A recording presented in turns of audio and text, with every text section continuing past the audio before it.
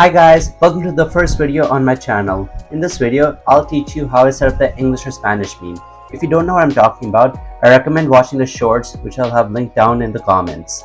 But to start off, I'll be doing this on my iPad, but it works the same on your iPhone. So first, you'll want to head into the Shortcuts app. From there, you'll want to click the plus icon, and now you can see all the different actions on the right.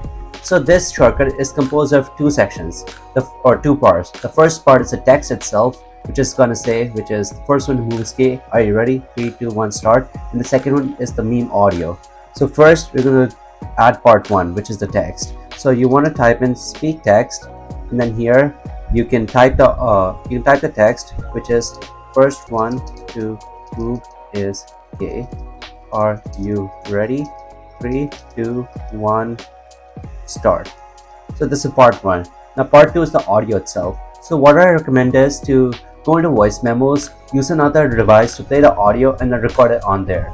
So now if you search up voice memos here, you'll see there's the option of play recording. So if you have recorded it on voice memos, you can select most recent recording, or if you have recorded in the past, you can select specific recording, and then you can name that audio so it's much easier to find. So for instance, I named it English or Spanish, and yeah, that's basically it. But in order for the shortcut to actually work, we need to rename the shortcut to English or Spanish. So click on this arrow icon and then click rename, and you can just say English or Spanish. And now when you say hey Siri, English or Spanish, it's going to first speak this text and then play your English or Spanish audio. And yeah, if this video is helpful, make sure to drop a like, subscribe, and I'll see you in the next one.